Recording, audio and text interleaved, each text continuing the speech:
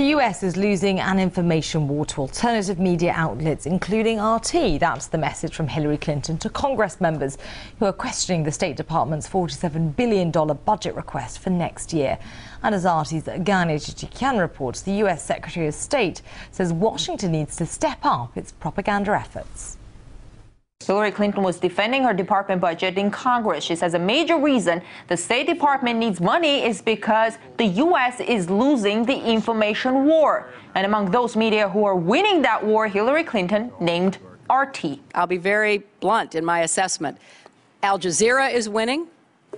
The Chinese have opened up a global English language and multi-language television network. The Russians have opened up an English language network. I've seen it in a few countries, and it's quite instructive. Mrs. Clinton says she's leading an effort to spread U.S. propaganda through new media, with Twitter feeds in Arabic and Farsi. But on global stage, the U.S. trails when it comes to television. She basically said the U.S. should step up propaganda efforts and get back, quote, in the game of doing, quote, what we do best. Here's more. During the Cold War, we did a great job in getting America's message out. After the Berlin Wall fell, we said, okay, fine, enough of that. You know, we've done it, we're done. And unfortunately, we are paying a big price for it.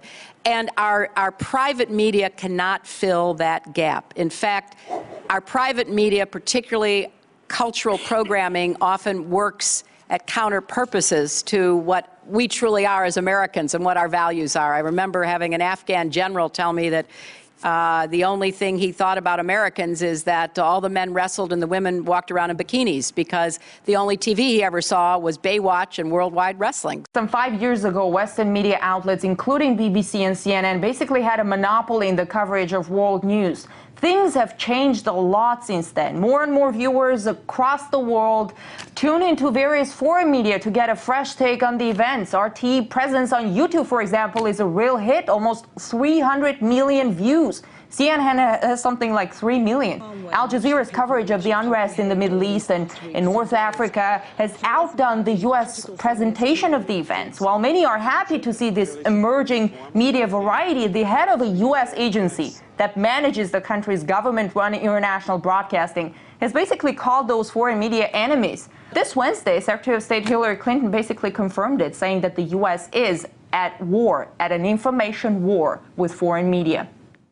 Now, the US is being left behind in the global media race because the country isn't committed to freedom of speech. That's according to investigative journalist Danny Schechter. The United States feels on the defensive, in part because it can no longer monopolize not only the terms of, authority in these countries, but also the terms of the debate. There's other information out there. There are other points of view. And those points of view are profoundly damaging to a country that believes that its point of view is the only point of view, or should be the only point of view. So Hillary Clinton one day is defending the internet, the next day the administration is proposing all kinds of regulations and ways to cut off the internet if possible. There's no real commitment to the kind of freedom of diverse speech that we really need if we're going to be in a democracy at home and in a community of nations overseas. We can't dictate what people believe anymore.